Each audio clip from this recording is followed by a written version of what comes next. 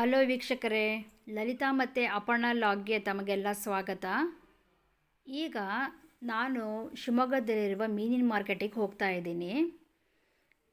ಇವತ್ತು ಮೀನಿನ ಮಾರ್ಕೆಟಲ್ಲಿ ಬಾಂಗಡೆ ಮೀನು ಸಿಕ್ಕರೆ ತಗೋಣ ಅಂತೇಳಿ ಹೋಗ್ತಾ ಇದ್ದೀನಿ. ನೋಡಬೇಕು ಏನಾಗುತ್ತೋ ಏನೋ, ಸಿಗುತ್ತೋ ಇಲ್ವೋ ಅಂತೇಳಿ. ಯಾಕಂದರೆ ತುಂಬ ದಿನದಿಂದ ನನ್ನ ಮಗ ನನಗೆ ಕಾಡಿಸ್ತಾ ಇದ್ದಾನೆ, ಬಾಂಗಡೆ ಮೀನು ತಗೊಂಡು ಬಂದು ನನಗೆ ಮಾಡಿಕೊಡು ಅಂತ ಹೇಳಿ.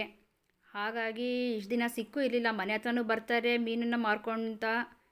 ಅವ್ರು ಬರೀ ತಾರ್ಲೆ ಮತ್ತು ಹೊಳೆ ಮೀನು ಅಂಥವೇ ತರ್ತಾ ಇದ್ದಾರೆ. ಹಾಗಾಗಿ ನಮಗೆ ಬಾಂಗಡೆ ಮೀನು ಸಿಕ್ಕಿರಲಿಲ್ಲ. ಹಾಗಾಗಿ ಇವತ್ತು ಹೊರಟಿದ್ದೀನಿ ಮಾರ್ಕೆಟಿಗೆ, ನೋಡಿ ತಗೋಣ ಅಂತ ಹೇಳಿ. ನೋಡಬೇಕು ಸಿಗುತ್ತೋ ಇಲ್ವೋ ಅಂತೇಳಿ.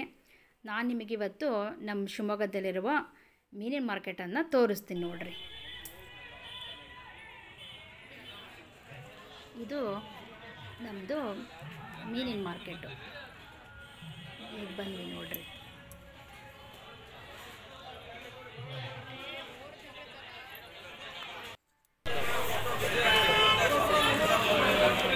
ಹೇಗೆ ಬಾಂಗಡೆ? 180. ನಿನ್ನೆ 250 ರೂಪಾಯಿ ನಿನ್ನೆ ಬಾಂಗಡೆ.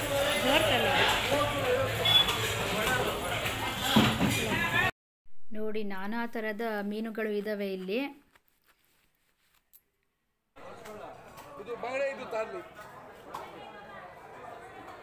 ಹೇಗೆ ರೇಟು?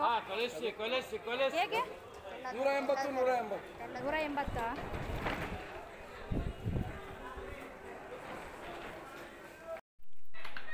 ಇಷ್ಟೊತ್ತು ಕಾದಿದ್ದಾಯಿತು ವೀಕ್ಷಕರೇ.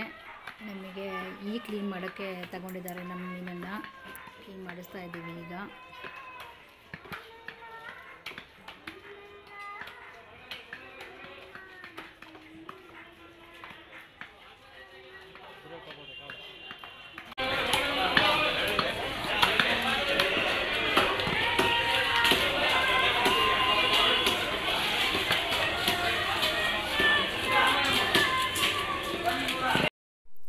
ಈಗ ನಾವು ಮೀನು ತಗೊಂಡಾಯಿತು ವೀಕ್ಷಕರೇ. ಮನೆ ನೋಡ್ತಾ ಇದ್ದೀವಿ ಈಗ ಮಾರ್ಕೆಟಿಂದ.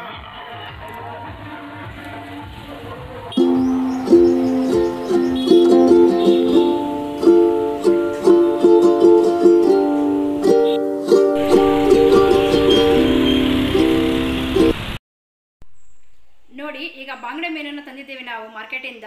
ನೋಡಿದ್ರಲ್ಲ, ಈಗ ನಾವು ಮಾರ್ಕೆಟಿಗೆ ಹೋಗಿದ್ದು. ಈಗ ಇದನ್ನು ಸ್ವಚ್ಛ ಮಾಡಲಿಕ್ಕೆ ತಗೊಂಡು ಹೋಗ್ತಾ ಇದ್ದೀನಿ.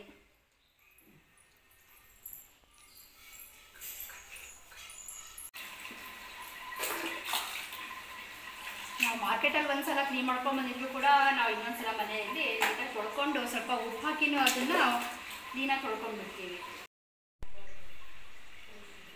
ಈಗ ನೋಡಿ, ಮೀನನ್ನು ತೊಳಿತಾ ಇದ್ದೀನಿ ನಾನು.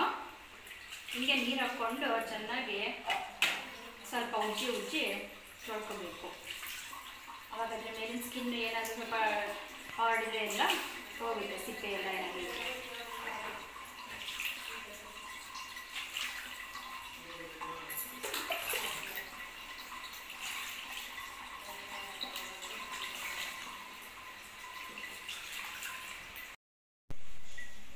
ನೋಡಿ ವೀಕ್ಷಕರೇ, ಈಗ ಮೀನೆಲ್ಲ ಸ್ವಲ್ಪ ಕ್ಲೀನಾಗಿ ತೊಳ್ಕೊಂಡಲ್ಲ ನಾನು. ಇವಾಗ ಇದಕ್ಕೆ ಉಪ್ಪನ್ನು ಸೇರಿಸ್ತಾ ಇದ್ದೀನಿ. ಉಪ್ಪು ಹಾಕಿ ಚೆನ್ನಾಗಿ ಒಂದ್ಸಲ ನೀರು ಹಾಕ್ಕೊಂಡು ವಾಶ್ ಮಾಡ್ಕೊಂಡ್ಬಿಟ್ರೆ ಫುಲ್ ಕ್ಲೀನಾಗಿ ಆಗುತ್ತೆ.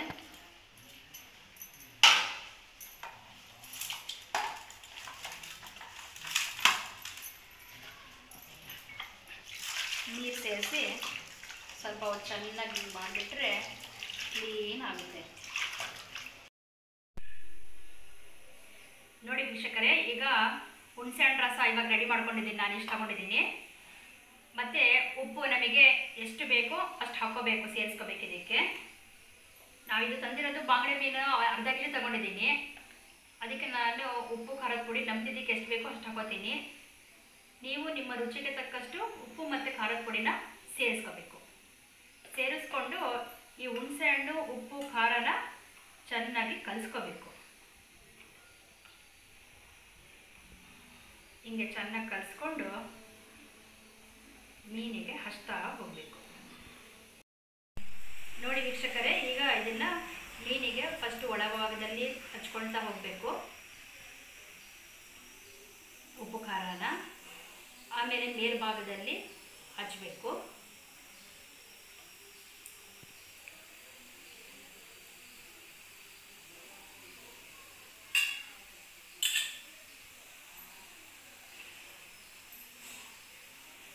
ನೀಟಾಗಿ ಹಚ್ಕೊಂಡು ಒಂದೊಂದನ್ನೇ ಹಚ್ಚಿ ಇಡ್ತಾ ಹೋಗಬೇಕು.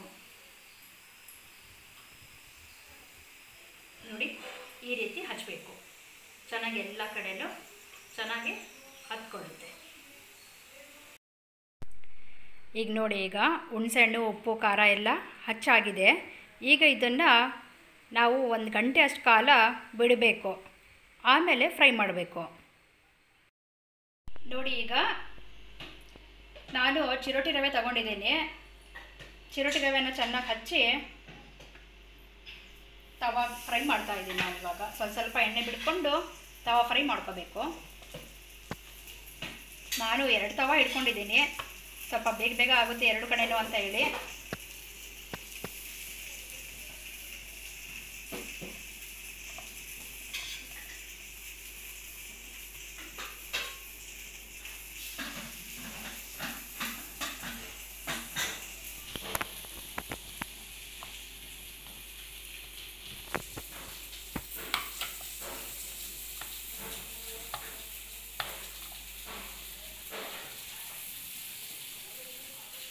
ನೋಡಿ, ನಾನು ಸಿಮ್ ಇಟ್ಕೊಂಡಿದ್ದೀನಿ ಒಲೆನ.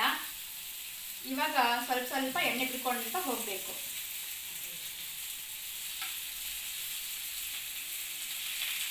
ತವಾ ಫ್ರೈ ಎಲ್ಲ ಮಾಡ್ತಾ ಇರೋದು, ಹಾಗಾಗಿ ಸ್ವಲ್ಪ ಎಣ್ಣೆನ ಬಿಟ್ಕೊಂಡು ಸಿಮ್ಮೆ ಇರಬೇಕು. ಉರಿ ತುಂಬ ಜೋರಾಗಿದ್ದರೆ ಸೀದೋಗ್ಬಿಡುತ್ತೆ.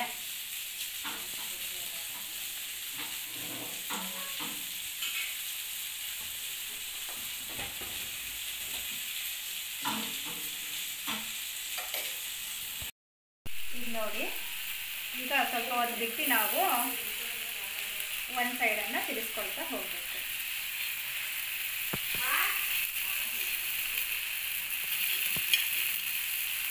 ಮತ್ತೆ ಅದಕ್ಕೊಂದು ಸ್ವಲ್ಪ ಎಣ್ಣೆ ಬಿಟ್ಕೊಳ್ತಾ ಹೋಗಬೇಕು.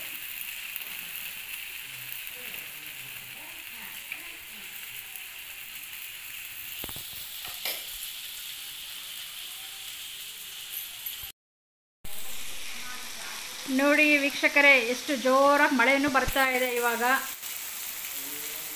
ಬೆಳಿಗ್ಗೆಯಿಂದ ಸ್ವಲ್ಪ ಹೊತ್ತು ನಿಂತ್ಕೊಂಡಿತ್ತು ಮಳೆ. ಈಗ ಮತ್ತೆ ಸ್ಟಾರ್ಟ್ ಆಗಿದೆ ಮಳೆ. ಈಗ ನೋಡಿ, ಎಷ್ಟು ಜೋರಾಗಿ ಬೀಳ್ತಾ ಇದೆ ಮಳೆ.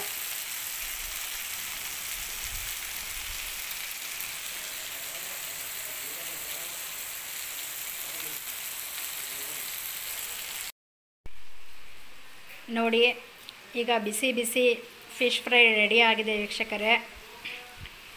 ನೀವು ಕೂಡ ಮನೇಲಿ ಟ್ರೈ ಮಾಡಿ ಹೇಗಾಗುತ್ತೆ ಅಂಥೇಳಿ ಕಮೆಂಟ್ ಮಾಡಿ ತಿಳಿಸಿ.